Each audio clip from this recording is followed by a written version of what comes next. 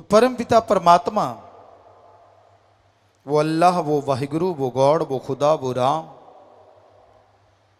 हर जगह है।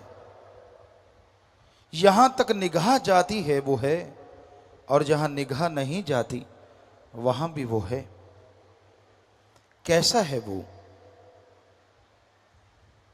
कैसा लगता है वो? क्योंकि इंसान की फितरत है, वो यही देखता है इसके नैन नक्श कैसे हैं, इसका रंग कैसा है, चाहे वो स्त्री चाहे वो पुरुष, शरीर कैसा है। तो कहीं ना कहीं दिलो दिमाग में इंसान की यह सवाल घूमता है, आखिर वो अल्लाह वाहिगुरु गॉड खुदा राम है कैसा? वैसे तो पानी में कोई रंग नहीं होता और जैसा रंग मिला दो वैसा हो जाता है। उसी तरह अल्लाह वाहिगुरु का अलग से कोई रंग रूप आकार नहीं होता। जहां देखो वहीं वो नजर आएगा, पत्थरों में, पहाड़ों में, पेड़ों में, उजाड़ों में, इंसानों में, पशुओं में, पक्षियों में, हर रूप में वो नजर आता है। पर फिर भी कहीं ना कहीं ये लालसा होती है, दिलो दिमाग में इच्छा होती है कि यार वो होगा कैसा, कितना है वो खूबसूरत, कितना स्ट्रांग मजबूत है, कैसा दिखता है वो। अगर यह जानना चाहो तो सच्चा गुरु पीर फकीर से मिलो, और वो आपको गुरु मंत्र, कलमा, मेथड ऑफ मेडिटेशन नाम शब्द बताएगा, उसका अभ्यास करो। जैसे जैसे अभ्यास करते जाओगे वैसे वैसे आपका ध्यान एकाग्र होता जाएगा, कंसंट्रेट बनता जाएगा, और आप मालिक की कृपा दृष्टि के काबिल बनते जाएंगे। और जैसे जैसे मालिक की रहमत कृपा आप पे बरसने लगेगी,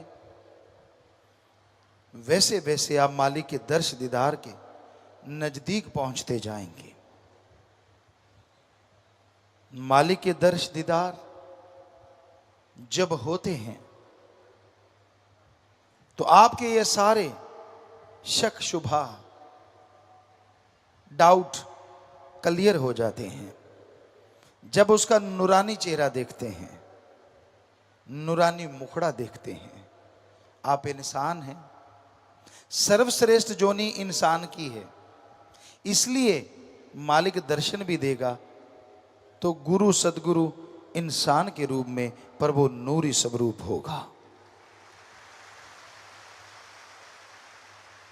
क्योंकि भगवान अगर आपको पशु के रूप में नजर आएगा तो आप पे असर क्या होगा? हालांकि वो उसमें भी है, क्योंकि आप तो खुद मुख्तियार जून है, सबसे उत्तम जून है, इसलिए वो दर्शन तो ऐसी जून में ही देगा, पर उसका नूरी स्वरूप होगा। संतों ने बताया कि जब मैं अपने सतगुरु मुर्शिदे कामिल के नूरी स्वरूप को देखता हूं तो मैं तो बेइंतहा खुश होता हूं, पर उसमें इतना नूर है कि चंद्रमा गर्त में यानी पताल में धंस जाता है, उसके सामने बहुत बौना है। सूरज शर्म से अपनी रोशनी खत्म कर बैठता है, इतना नूर है। किसी ने पूछा किसी से, तेरा सदगुरु फिर है कैसा? तेरा अल्लाह, तेरा वाहिगुरु, तेरा राम गॉड, वो है कैसा? कहने लगा, क्या बताऊं? कहता यार कुछ तो बता। वो दूध जैसा, कितना, वो तो उबाला आ जाए, कुछ देर पड़ा रहे तो फट जाता है। कहता फिर चंद्रमा जैसा, कहता उसमें तो दाग धब्बे हैं, उधार की रोशनी है। कहता सूरज जैसा, उसमें तो बहुत तपिश है, वो तो जला देता है, उसके पास तो कोई जा ही नहीं सकता। कहता शहद जैसा, कहता वो मीठा तो रहता है पर कुछ देर बाद काला पड़ जाता है। कहता फिर चीनी जैसा, कहता वो तो शरीर के लिए हानिकारक है, हद से ज्यादा अगर आप लेते जाओगे तो हानिकारक है। कहता फिर तेरा गुरु कैसा? कहता कलर दूध जैसा, रोशनी लाखों करोड़ों सूरज चंद्र जैसी, उसके पास जाओ ठंड की ही ठंड की मिलती है, वो किसी को जलाता नहीं है, दूर भगाता नहीं है। कहता मिठास शहद जैसी, गुड़ जैसी, चीनी जैसी, कहता इससे अरबों खरबों गुना ज्यादा मीठी, लेकिन वो सेहत बनाती है, आत्मा की खुराक कहलाती है और अल्लाह वाहिगुरु के दर्श दीदार करवाती है। ऐसी है वो मिठास। कहता वाह, तेरा सतगुरु, तेरा अल्लाह, तेरा वाहिगुरु, तेरा राम, तेरा गॉड तो फिर कमाल है। पर मैंने सुना है वो जन्म नहीं लेता, डेथ बर्थ के सर्कल में नहीं आता। कहता सच सुना है। कहता फिर आप कैसे कह सकते हो कि वो इंसान जैसा है? कहता वो बिना जन्म लेने के बाद भी जन्म लेता है, उसकी जिंदा तस्वीर हर जगह रहती है। यही तो उसका कमाल है, ना वो जन्म लेता है ना मरता है, पर फिर भी सबके अंदर जिंदा रहता है। जिसकी निगाह बन जाए वो देख लेता है, वरना बिना देखे कोई इस दुनिया से रुखसत हो जाता है। तो ऐसे परमपिता परमात्मा को यार बनाओ, दोस्त बनाओ, मित्र बनाओ। दुनिया की मित्रता, दुनिया की यारियां, दोस्ती मतलबी है, स्वार्थी है, गर्जी है, सब गर्ज से बंधे हैं। जब तक गर्ज है तो प्यार करते हैं और गर्ज नहीं तो बात नहीं करते। उस मुर्शिद से, सतगुरु से, अल्लाह वाहिगुरु राम से ज्ञान लो और फिर सतगुरु अल्लाह वाहिगुरु को देखो जरूर। वो बेगरज है, इसके बावजूद भी वो आपकी हर गरज पूरी कर सकता है।